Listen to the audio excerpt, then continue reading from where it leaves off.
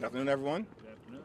This is day 2 of Donald Trump's shutdown, but it's day 256 of the chaos that the Trump presidency has unleashed on the American people.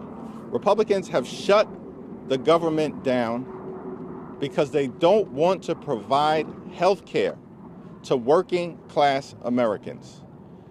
House Democrats continue to be here on duty.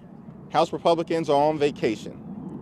We are ready, we are willing, we are able to sit down with anyone, anytime, any place, including the president and the vice president, to try to find a path forward to reopen the government, enact a spending agreement that actually meets the needs of the American people while at the same time addressing the Republican health care crisis. Unfortunately, Republicans have shown zero interest in even having a conversation. After the White House meeting, on Monday, we've seen behavior by the president that is unserious and unhinged. And Leader Schumer and myself haven't gotten a single phone call as it relates to a follow-up conversation. We're ready to have that conversation, but we need credible partners on the other side of the aisle. And Donald Trump and Republicans have made clear they wanted to shut down the government. They want to inflict pain on the American people. They continue to engage in their retribution efforts, and they have zero interest, zero, in providing high quality, affordable, and accessible care to everyday Americans.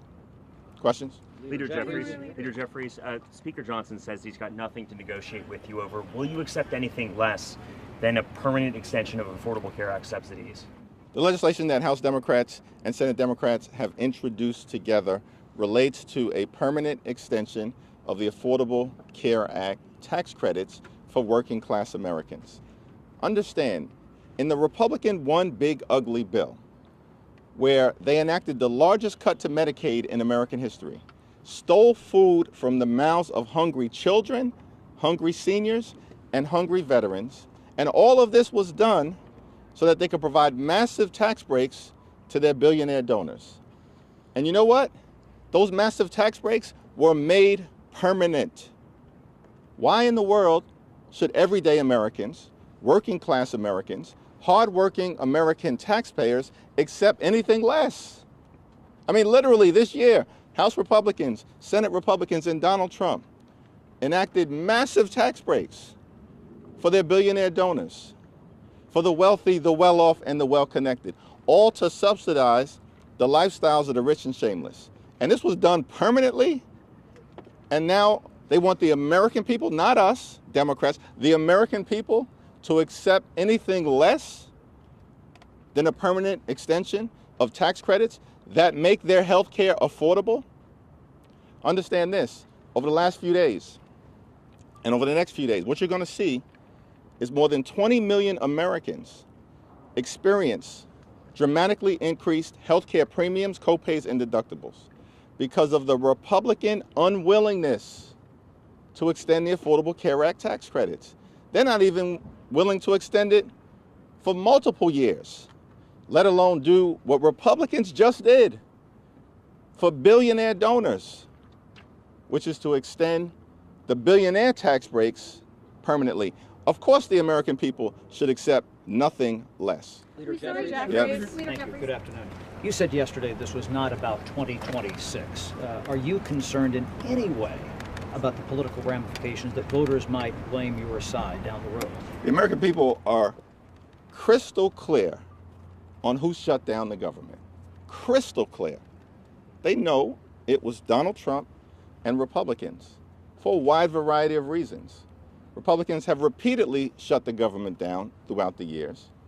And does any reasonable person think that Donald Trump or J.D. Vance or Mike Johnson or Senate Republicans are behaving like individuals who actually want to reopen the government? I mean, House Republicans literally are on vacation right now, scattered throughout the country and the world. Democrats have been here all week. We want to have a bipartisan discussion, use common sense to reopen the government, pass a spending agreement that makes life better for the American people, particularly as it relates to their high cost of living. Understand something, Chad. Donald Trump and Republicans spent all of last year promising that they were going to lower the high cost of living. They also spent all of last year running away from Project 2025, acting like Project 2025 didn't exist. But what have they been doing this year? This year, they've done nothing.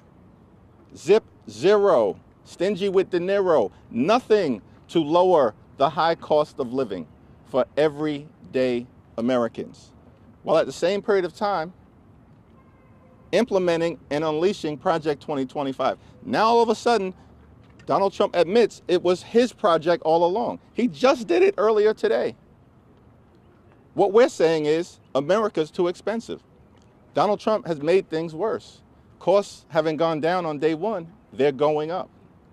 The cost of living is going up. Inflation is going up. The Trump tariffs are actually making life more expensive, thousands of dollars more per year for average, everyday Americans because of the Trump tariffs. And now Republicans refuse to do anything to extend the Affordable Care Act tax credits. And as a result of that, tens of millions of Americans are going to have their premiums skyrocket out of control, double, triple, or quadruple. People are going to face medical bankruptcy. Millions of American citizens. And Republicans don't want to do anything about it. Democrats are in this fight until we win this fight. Leader Jeffries, thank you. The White House is now threatening to fire thousands of federal employees. Is that a risk that you're willing to take by putting up this fight, and for how long? The Trump administration has been firing thousands of federal employees outside of the context of a government shutdown since January 20th. Literally, they've been engaging in mass firings, the Trump administration, since January 20th. And no reasonable person can come to the conclusion that simply because they've now decided to shut the government down, that all of a sudden they're going to take an approach where they're going to fire federal employees, where outside of them shutting the government down, they were not going to fire federal employees. Because, guess what? They've been firing federal employees all along. That's a shame. These are hard-working public servants, many of them veterans. And in fact, more than 300,000 black women have lost their job in the Trump economy. This is extraordinary stuff. This is what they've been doing prior to this shutdown. They need to come to the table. We can go back to the White House, or they can come up here and we can have a conversation to end this shutdown. They're hurting the American people. Let's find a bipartisan path forward, and let's address the Republican healthcare crisis. Last question. Given that dynamic, and given the way that the president has been tweeting memes about you, has been, in your words and the words of Democrats, already dismantling healthcare, what makes you think that he will negotiate anything? What makes you think that he and Republicans will cave to you? Public sentiment.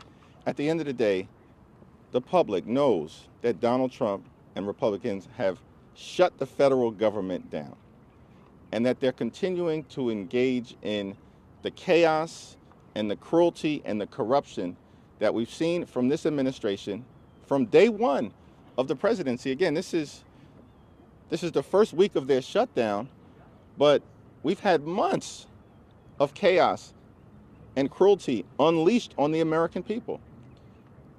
And the American people are paying close attention.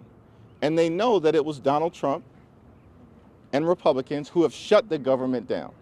They also know that House Democrats are fighting and Senate Democrats are fighting to protect the health care of the American people, because the Republican health care crisis has been devastating to people all across the country, devastating to working class Americans, devastating to rural America, to urban America, to the heartland of America, to small town America, and to black and brown communities all across America.